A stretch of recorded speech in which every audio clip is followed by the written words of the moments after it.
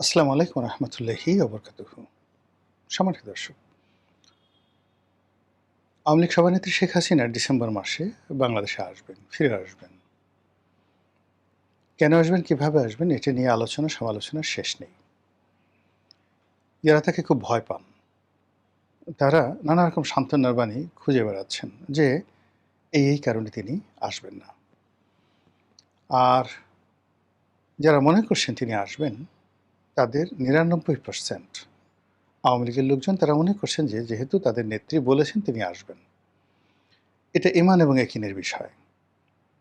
আওয়ামী লীগ যারা করে বা বিএনপি যারা করে, এটা এক ধরনের ধর্ম, রাজনৈতিক ধর্ম, দ্য পলিটিক্যাল রিলিজিয়ন। তো এই পলিটিক্যাল রিলিজিয়ন একটা হলো স্পিরিচুয়াল রিলিজিয়ন, যেমন আমরা আধ্যাত্মিকতার যে ধর্ম, সেই ধর্ম পালন করি। ধর্ম কিন্তু বিভিন্ন, মানব ধর্ম, পশুদেরও একটা ধর্ম আছে, প্রকৃতির একটা ধর্ম আছে, নদীর একটা ধর্ম আছে। তো সেই যে রিলিজিয়ন বা রিলিজিয়াস, সেই রিলিজিয়াসের হাজারো রকম শাখা প্রশাখা রয়েছে। যেমন একটা পোকার ধর্ম আছে, একটি যাকে বলা হয় ফসলের মাঠের ধর্ম আছে, টিয়া পাখির ধর্ম আছে। তেমনি যারা রাজনীতি করেন, সেই রাজনীতির একটা ধর্ম আছে। এবং সব ধর্মের প্রথম এবং প্রধান যে মানে যাকে বলা হয় পরিচয়, ধর্মের পরিচয়, সেটা হলো বিশ্বাস, ইমান, যেটাকে আমরা বলি ইমান। যারা ইসলাম বিশ্বাস করেন, যারা হিন্দু বিশ্বাস করেন, অন্য ধর্ম বিশ্বাস করেন, তারা ধর্মের যে বিষয়গুলো আছেন তারা পরিপূর্ণভাবে বিশ্বাস করেন, আস্থা স্থাপন করেন, এবং ওটার মধ্যেই তার সকল কল্যাণ যাকে বলা হয় নিহিত থাকে।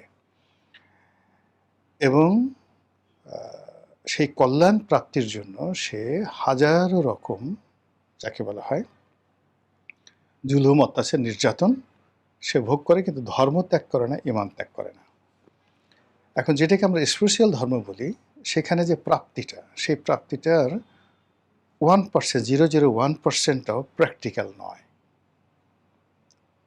তো প্র্যাকটিক্যাল নয়, আপনি মারা যাবেন, হুর পাবেন, জান্নাতে যাবেন, এর কোনোটাই আপনি দেখেননি, শোনেননি, শুধু বিশ্বাস করেছেন, বোঝার চেষ্টা করেন যে এর কোনো বস্তুগত 1% নেই। আপনি নবীকে বিশ্বাস করেন, আল্লাহকে বিশ্বাস করেন, ফেরেশতাকে বিশ্বাস করেন, মৃত্যুর পর আপনার বিচার হবে, হাস্য নস্যে বিশ্বাস করেন। এই ব্যাপারটা, বিশ্বাসটা এতটা পাকাপোক্ত, আপনাকে যদি বলা হয় কোটি ভাগের 1 ভাগের একটা সাধারণ সিঙ্গেল বৈজ্ঞানিক প্রমাণ দেন, আপনি দিতে পারবেন না। তো যেখানে কোনো বস্তুগত বাস্তবতা নেই, তো সেখানে ধর্ম মানে স্পিরিচুয়াল ধর্ম, সেটার বিশ্বাসটা এতটা টনটনে যে আপনি বিশ্বাসীদের কাছে গিয়ে যদি তার বিশ্বাস সম্পর্কে একটা টু শব্দ করেন, আপনার কল্লাটা কেটে ফেলবে সঙ্গে সঙ্গে। তো সেই দিক থেকে অন্যান্য যে ধর্মগুলো আছে, বাস্তব ধর্ম, মানব ধর্ম, এই ধর্মের অনেকগুলোর যাকে বলা হয় বাস্তব মূল্য রয়েছে, বাস্তবের অস্তিত্ব রয়েছে, বস্তুগত যেটাকে বলা হয় সাবস্ট্যান্স রয়েছে। আর এগুলোর মধ্যে রাজনীতির ধর্ম, যে পলিটিক্যাল ধর্ম, এটা একেবারে টাটকা। এখানে আপনি এই ধর্মে বিশ্বাস করলে মন্ত্রী হবেন, এই ধর্মে বিশ্বাস করলে সোনা পাবেন, গহনা পাবেন, নারী পাবেন, বাড়ি পাবেন, গাড়ি পাবেন, এবং দুনিয়াতে ক্যাশ, নো কাইন্ড। এই যে দেখুন, 17 বছর সেটা ধর্ম পালন করেছে। ধর্ম পালন করার পরে সে সঙ্গে সঙ্গে এখন হুর বলেন, পরী বলেন, মদ বলেন, নারী বলেন, জুয়া বলেন, যা কিছু বলেন, সব কিছু সে পাচ্ছে। তো এই কারণে হয় কি যে পলিটিক্যাল রিলিজিয়নের জন্য মানুষ বেশি স্যাক্রিফাইস করে, ইভেন বেটার দ্যান রিলিজিয়াস, মানে যাকে বলা হয় স্পিরিচুয়াল রিলিজিয়ান। তার চাইতে মানুষ পলিটিক্সের জন্য তার যে বিশ্বাসটা থাকে অনেক অনেক বেশি, এবং সেই বিশ্বাস থেকেই আওয়ামী বিশ্বাসীরা বা আওয়ামী ধর্মের যারা মানুষ রয়েছেন, তারা মনে করেন শেখ হাসিনা যা বলেছেন সত্য বলেছেন, তিনি আসবেন, এবং বলেছেন যেহেতু তিনি আসবেন, এর বাইরে কোনো বাংলা কথা নাই, ইংরেজি কথা নাই, দাড়ি কামা কোনো কিছু নেই। এর বাইরে যারা শেখ হাসিনার কাউন্টার, তাদের একটা ধর্ম আছে। যেমন যদি ইসলাম ধর্ম চিন্তা করেন না, তাহলে তো পৌত্তলিকই থাকে না, পৌত্তলিকতা কোনো ধর্ম থাকে না। আবার আপনি যদি সুন্নি ধর্মকে পালন করেন তাহলে শিয়া থাকে না, শিয়া ধর্ম পালন করলে সুন্নি থাকে না। তদ্রূপ যদি আপনি আওয়ামী লীগ করেন তাহলে বিএনপির ধর্মটা থাকে না। আপনি পরধর্ম সহিষ্ণু হতে পারেন, কিন্তু কোনো অবস্থাতেই পরধর্মের প্রতি পীড়িত আপনার থাকা চলবে না। তো সেদিক থেকে শেখ হাসিনার যারা লোকজন তারা তার আগমন নিয়ে যেভাবে চিন্তা করছে, তার প্রতিপক্ষ যারা আছে তারা ততোধিক নেতিবাচক চিন্তা করছে। তো এরকম ৭টি কারণ আমি খুব সংক্ষেপে বলে মূল বিষয়টি যেটা আলোচনা করব সেটা হলো শেখ হাসিনা যে আসবে, আসার যে বস্তুগত, এটা কোনো বিলিভ নয় বা ইমানি কোনো বিষয় নয়। মানে এটা কি আসলে সম্ভব কিনা বা ইতিহাসে এরকম ঘটনা কয়বার ঘটেছে, এরকম কিছু কাহিনী বাস্তবভাবে বলবো। এই যে ধরুন এখন প্রথমে বলে নিই যে শেখ হাসিনা আসবে না এরকম ৭টা কারণ। একেবারে হালকা পাতলা কারণ, সে মরে যেতে পারে। ডিসেম্বরের মধ্যে তার মারাত্মক ব্যামো হতে পারে, অসুখ-বিসুখ হতে পারে।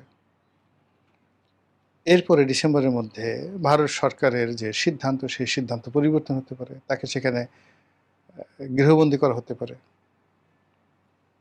এরপরে বাংলাদেশে যেটা আছে, বাংলাদেশে বর্তমান সরকার যে আছে তাদের সেই রেজিম চেঞ্জ হয়ে যেতে পারে। এখানে অনেকে বলতেছে ৩য় পক্ষ আসবে। আমেরিকা এখানে অন্য কাউকে ক্ষমতায় বসাতে পারে। এ তো ৬টা হয়ে গেল। মিলিটারি শাসন আসবে বলে অনেকে কথাবার্তা বলছে। এরকম ঘটনা যদি ঘটতে থাকে শেখ হাসিনা আসবে না। আচ্ছা, যদি সব কিছু স্বাভাবিক থাকে, অর্থাৎ এখন যেভাবে চলছে এভাবে চললে, তাহলে ধরুন শেখ হাসিনা ডিসেম্বর মাসে আসার যে ঘোষণা দিয়েছেন এটা আগামী মাসে হতে পারে, মানে আগস্ট মাসে হতে পারে, সেপ্টেম্বরে হতে পারে, এবং সবচেয়ে ডেঞ্জারাস টাইম হলো সেপ্টেম্বর। সেপ্টেম্বর মাসটা আমাদের দেশের সব কিছুর টার্নিং পয়েন্ট। ব্যক্তি, পরিবার, বিয়ে, শাদী, ঘর আপনি মিলিয়ে দেখেন। যারা এই জিনিসগুলো দেখছেন, আপনি সেপ্টেম্বরের মাসের বাংলা করেন। বাংলা করে আপনার জীবনটা দেখেন, আপনার গ্রামের জীবন দেখেন, শহরের জীবন দেখেন, রাজনীতি দেখেন, সব কিছু দেখবেন যে একটা টার্নিং পয়েন্ট এই সময়টাতে আপনার হয়েছে সেপ্টেম্বর মাসে। তো আমাদের এই সেপ্টেম্বর মাসটা আপনি দেখেন যে আমি ৩-৪ মাস আগে বলছিলাম যে জুলাই মাসটা খুব খারাপ যাবে। আপনি দেখছেন যে জুলাই মাসে কি শুরু হচ্ছে। এই জুলাই মাসে যে কামড়াকামড়ি শুরু হচ্ছে, এই জুলাই মাসে যে মানুষ একে অপরকে আক্রমণ করছে, একে অপরকে ছোট করছে, যারা জুলাই বিপ্লবী রয়েছে, তারা যে বিপ্লবী না, তারা যে ট্রেইটার, তারা যে আওয়ামী লীগের এজেন্ট ছিল, এজেন্ট থেকে বিপ্লবের পক্ষে মানে ভিতরে বসে বসে তারা ছুরি মেরেছে। এখন বিপ্লবীদের আর একটি পক্ষ একথা প্রকাশ্যে বলছে, এবং এগুলো নিয়ে দেখবেন খুব দ্রুত এই মাসের মধ্যেই অপ্রীতিকর এমন কিছু ঘটবে যেটা আপনি কল্পনাও করতে পারবেন না। তারা বলার চেষ্টা করছে যে এই জুলাই মাসের ডিজিএফের একটা গ্রুপ ছিল যারা ডিজিএফের গাড়িতে ঘুরে বেড়িয়েছে, ছাত্রলীগের একটা গ্রুপ ছিল যারা ছাত্রলীগের শেল্টার নিয়ে তারা এই জুলাই আন্দোলনের মধ্যে ঢুকে পড়েছিল, এর মধ্যে শিবিরের একটা গ্রুপ ছিল। এই সব মিলিয়ে এখন সবার মুখোশ উন্মোচিত হয়ে গেছে। কে যে ইমানদার, কে যে বেঈমান, কে যে মুনাফেক, এই বিষয়গুলো আসলে এখন হাতাহাতি করা ছাড়া, একে অপরের মানে পাঞ্জাবি টেনে ছিঁড়ে ফেলে এক উদম করে দেওয়া ছাড়া কোনো অবস্থাতেই কারো ক্রোধ দমন হচ্ছে না। জুলাই মাস যাওয়ার পর দেখবেন আগস্ট মাস। আগস্ট মাসে অনেকগুলো পেইন। ২১শে আগস্টের গ্রেনেড হামলা, ১৭ই আগস্টে সারা বাংলাদেশে বিএনপির জমানাতে যে বোমা হামলা হয়েছিল আদালতগুলোতে, এবং ১৫ই আগস্টের সেই মর্মান্তিক হত্যাকাণ্ড, এই ৩টি ঘটনা আমাদের সাম্প্রতিক সময়ের ৭৫ থেকে এই পর্যন্ত এটিকে একটি জাতীয় শোকের মাসে পরিণত করেছে। এই ৩টি ঘটনা ছাড়া আরও অনেক অঘটন আগস্ট মাসে বাংলাদেশে ঘটে। এই আগস্ট, জুন ফর্ম হয় জুলাই এবং আগস্ট, সেপ্টেম্বরে গিয়ে এই আগস্ট এবং ইসের একটা ফলাফল তৈরি হয়ে যায়। আর নভেম্বরে, সেপ্টেম্বর, অক্টোবর নভেম্বরে গিয়ে আপনি দেখতে পারেন হোয়াট ইজ হ্যাপেনিং, কি হচ্ছে। এটা আপনি ২৫ সালে দেখেন, ২৪ সালে দেখেন, ইউনূসের ২০২৪ সালের সেপ্টেম্বর দেখেন, অক্টোবর দেখেন, নভেম্বর দেখেন। তারপরে 24-এর পরে 25-এর সেপ্টেম্বর, অক্টোবর, নভেম্বর দেখেন, তাহলে বুঝতে পারবেন যে এই বছর সেপ্টেম্বর, অক্টোবর, নভেম্বরে কি ঘটতে যাচ্ছে। তাহলে এই যে শেখ হাসিনা যদি বাংলাদেশে আসে, আপনি এর সমূহ সম্ভাবনা ডিসেম্বরে না, সেই ডিসেম্বরকে টার্গেট দিয়ে আপনার যে চিন্তা চেতনা ডিসেম্বর পর্যন্ত রেখে দিয়েছে। কিন্তু যদি শেখ হাসিনা আসে, তার প্রথম টার্গেট হবে সেপ্টেম্বরের মধ্যে ঢোকার, সে যেভাবেই হোক না কেন। দ্বিতীয় টার্গেট হবে নভেম্বরের মধ্যে ঢোকা, সে কোনো অবস্থাতে ডিসেম্বরে আসবে না। অর্থাৎ সেপ্টেম্বর, অক্টোবর, নভেম্বরও যাবে না, সেপ্টেম্বর, অক্টোবর, সে যদি ঢুকতে হয় এই সময়ের মধ্যে ঢুকবে। ডিসেম্বর কিছুই হবে না। এখন এটা কি করে সম্ভব, যেখানে সে আউটস্টেট হয়েছে, তারপরে শেষে তার কোনো লোকজন প্রকাশ্যে নেই। আপনাদেরকে শুধুমাত্র একটা ঘটনা বলি, ইরানের একটা ঘটনা বলি। ইরানে রেজা শাহ পাহলভি, আপনি জানেন যে রেজা শাহ পাহলভি খুব নামকরা একজন রাজনীতিবিদ ছিলেন, রাজা ছিলেন, এবং আমেরিকানরা তাকে ক্ষমতায় বসিয়েছিল। সে আমেরিকাকে ব্যবহার করে পুরো ইরানকে পৃথিবীর যাকে বলা হয় অন্যতম একটি শীর্ষ ধনী রাষ্ট্রে পরিণত করে ফেলেছিলেন। কিন্তু তার কর্মকাণ্ড অনইসলামিক, ইসলাম বিরুদ্ধ। তার ব্যক্তিগত বিলাসিতা, স্বজনপ্রিয়তা এবং কিছু দুর্নীতি এবং অনিয়ম, এগুলো কারণে তার বিরুদ্ধে ক্ষোভ ছিল সারা দেশে। বিশেষ করে ইসলামপন্থী যারা লোকজন রয়েছেন তারা, এবং যারা জাতীয়তাবাদী, মানে তারা চাচ্ছে যে ইরানের তেল সম্পদ ইরানেরই থাকুক। তো এর মধ্যে আয়াতুল্লাহ খামেনি তখনও দৃশ্যপটে আসেননি, কিন্তু অন্যান্য খামেনি যারা ছিলেন, মানে অন্যান্য যারা আয়াতুল্লাহ ছিলেন,